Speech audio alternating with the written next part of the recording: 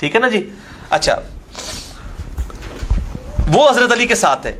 یہ عقیل بن ابی طالب کے بارے میں آپ کو صرف میں تھوڑی سی جھلک کروا دیتا ہوں, باقی وہ ذرا سخت الفاظ نہ کوئی نکل جائے. ہر شخص کی ایک مینٹالٹی ہوتی ہے, ٹھیک ہے نا جی. جیسے حضرت عمر نے حضرت عثمان کے بارے میں کہہ دیا نا, وہ خدا عثمان پر رحم کرے کہ وہ قریبی رشتہ داروں کو نوازے گا, ابو داؤد 4656.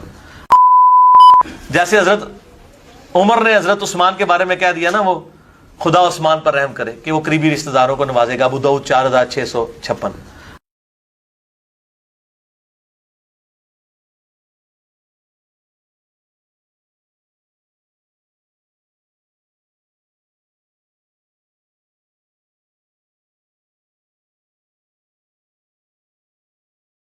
میں اب کفایت اللہ سنابلی سے جو ہے مخاطب ہو گیا, اس کو میں پھکی دینے لگا ہوں کہ تو جس طریقے سے یہ سٹوریاں گھاڑ رہا ہے نا, اور اہل حدیث کے منہج کو تو بدنام کر رہا ہے. اہل حدیث کو بھی چاہیے کہ اس بندے کو جوتیاں مار کے نا اپنے مسلک سے باہر نکالے. یہ سیدنا علی سے بھی بغض کا اظہار کرتا ہے, جو میں نے اس کی کتاب پڑھی اور کتاب لکھی یزید بن معاویہ رضی اللہ تعالیٰ عنہ. سارا کوڑ کباڑ جو صلاح الدین یوسف صاحب نے وہ حکمرانوں کی تاریخ جمع کی تھی, وہی سارا لپاٹ کے نا دنیا میں کہیں گے ناسبی تھے نا, ان کی ساری باتیں جمع کر دی اور یزید بن معاویہ رضی اللہ تعالیٰ عنہ لکھ دیا, اور رضی اللہ تعالیٰ عنہ معاویہ کے اوپر ڈالا تھا کہ پتہ ہی نہ چلے کس کے ساتھ ڈالا ہے. اٹھو مت بیٹھو, اٹھو مت بیٹھو, اب دو مختلف بات. اس طرح اس نے یہ چلاکی کی ہے. اس کو میں پھکی دیتا ہوں کہ میں تجھے بتاتا ہوں پھر سازش کون سی ہے. اب میں بھی یہ فرضی پھکی دینے لگا ہوں. اگر سٹوریاں بنانی ہو تو میں سٹوری بناتا ہوں. بتاؤ صحیح بخاری کے اندر کہ سیدنا عمر فاروق رضی اللہ تعالیٰ عنہ علیہ السلام کا قاتل کون تھا؟ کیوں جی شاہ جی, کون تھا؟ ابو لؤلؤ فیروز. وہ کس کا غلام تھا؟ مغیرہ بن شعبہ رہتا ہے. ہاں, مغیرہ ابن شعبہ کس کے دستے راست تھے؟ معاویہ بن ابی سفیان کے رضی اللہ عنہم اجمعین. میں ان کو کفایت اللہ سنابلی نے سٹوری بنا کے دسنا وہ کیج بن دی ہے, اگر بنانا شروع کر دوں میں جھوٹی, جس طرح یہ بناتا ہے عبداللہ بن سبا کے اوپر کھڑی کرتا ہے. میں پھر سٹارٹ لیتا ہوں ادھر سے, ابو لؤلؤ فیروز. اور بخاری میں شاہ جی موجود ہے کہ سیدنا عمر فاروق کو جب اس نے زخم لگایا تو آپ نے کہا کہ اس کتے نے مجھے زخمی کر دیا ہے. ابو لؤلؤ فیروز نے, اس نے پہلے حضرت عمر کو دھمکی دی تھی. مغیرہ ابن شعبہ نے نا اس کی آگے شکایت کی تو حضرت عمر نے اس کو تھوڑا ڈانٹا تو, اور پھر وہ کہا کہ جی یہ چکی بناتا ہے. اس نے کہا میں عمر ایسی چکی بناؤں گا جس کی گردش جو ہے نا وہ مشرق و مغرب میں سنی جائے گی. تو حضرت عمر نے کہا اس نے مجھے جو ہے نا وہ دھمکی دی ہے. صحیح مسلم میں آتا ہے کہ حضرت عمر نے ایک خواب بھی دیکھا تھا کہ ایک مرغے نے مجھے ٹھونگ ماری ہے خواب میں, اس کی انہوں نے تعبیر کی کہ مجھے اس طریقے سے قتل کیا جائے گا. تو یہ ابو لؤلؤ فیروز نے قتل کیا. اور بخاری میں موجود ہے حضرت عمر نے کہا کہ مغیرہ میں نے تجھے منع کیا تھا کہ یہ پرشیا کے غلام یہاں پہ نہ لے کے آ.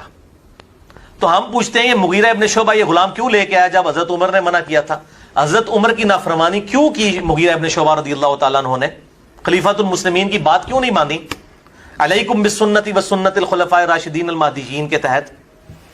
صحیح بخاری کے اندر آپ کو کہیں بھی الفاظ نہیں ملیں گے جی مرزا نے جھوٹ بولا نا. اور بخاری میں موجود ہے کہ حضرت عمر نے کہا کہ مغیرہ میں نے تجھے منع بھی کیا تھا کہ یہ پرشیا کے غلام یہاں پہ نہ لے کر آ.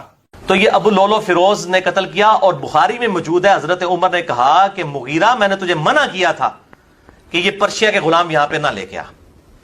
تو ہم پوچھتے ہیں یہ مغیرہ ابن شعبہ یہ غلام کیوں لے کے آیا جب حضرت عمر نے منع کیا تھا؟ یہ صحیح بخاری میں کہیں بھی الفاظ نہیں ہے.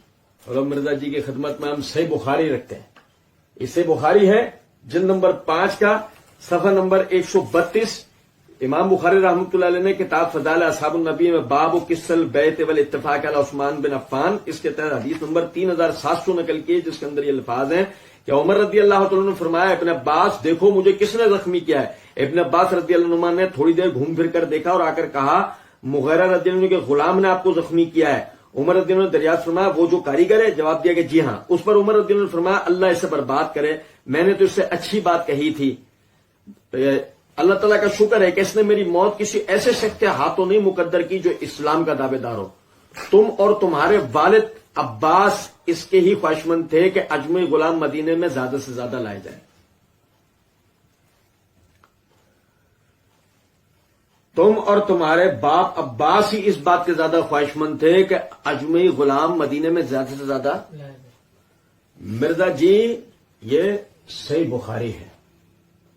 اب یہ کوئی تاریخی کتاب تو نہیں ہے نا کہ مرزا جی یہاں پر یہ کہتے ہیں میں کوئی जो है कूड़ कबाड़ हुक्मरानों का लिखा हुआ कूड़ कबाड़ तो बयान नहीं कर रहा हूं, मैं तो हदीस बयान कर रहा हूं। जब मिर्जा जी हमने भी आपको हदीस बयान की, सवाल पैदा होता है ये हदीस आपके पहले इल्म में थी मिर्जा जी? अगर मिर्जा जी जवाब के अंदर कहते हैं जी हाँ मेरे इल्म में पहले रिवायत थी, तो हम मिर्जा जी से कहेंगे मिर्जा जी जब ये रिवायत आपके इल्म में थी तो आपने ये बात क्यों कही कि जी हम सवाल ये पूछते हैं कि जब उमर ने मना कर दिया था इन पर्शियन गुलामों को यहां नहीं लेकर आओ, मुगीरा बिन शुबा गुलाम क्यों लेकर आया? हजरत उमर की नाफरमानी क्यों की मुगीरा बिन शुबा ने? खलीफतुल मुस्लिमीन की बात क्यों नहीं मानी? हम कहते हैं मिर्जा जी जो 3-3 इल्जामात इकट्ठे मुगीरा बिन शुबा पे लगाए, तबकात वाली रिवायत तो ज़ईफ है, इब्न शहाब ज़ुहरी रहमतुल्लाह अलैह ने उमर का जमाना ही नहीं पाया, लेकिन सही बुखारी ही के अंदर ये अल्फाज हैं कि नबी सल्लल्लाहु उमर रज़ियल्लाहु तआला ने इब्न अब्बास और इब्न अब्बास को कहते हैं आप और आपके वालिद चाहते थे कि यह मदीने के अंदर जो है वो गैर अजमी गुलाम है। अब आप बताएं ये मुगीरा बिन शुबा के ऊपर इल्जाम जाएगा या इब्न अब्बास पे? आप कहें ये रिवायत मेरे इल्म में थी और आपने नहीं सुनाई, तो इसका मतलब आपने मुगीरा बिन शुबा पे इल्जाम लगाया। और अगर आप कहें कि मेरे इल्म में पहले ये रिवायत नहीं थी, तो इसका मतलब मिर्जा जी के मुकल्लिदीन को समझना चाहिए मिर्जा निरा, यानी जिसको कहते हैं ना खोटा सिक्का है, इसे कुछ भी नहीं पता, ये बैठ के बुजुर्गों पे जैसे चाहे उंगली उठा देता है, इसको ये अंदाजा ही नहीं है जो ये उंगली उठा रहा है 3 उंगलियां इसी की तरफ पलट कर आ रही है।